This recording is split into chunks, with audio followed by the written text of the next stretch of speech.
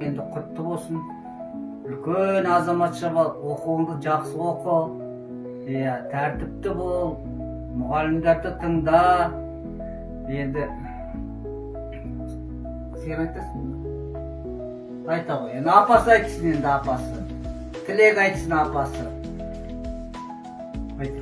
Қаншайым айналайын балапан, бірінші классқа барған қайырлы құтты болсын. Қадамыңа гүл бітсін, сабағыңды беске оқы. Қазақ халқың бір аяулы, сондай кереметтей бір ғылым қайраткері болуыңа тілектеспін. Ой, рахмет. Енді бата берейік енді. Ал қолдарды жайыңдар.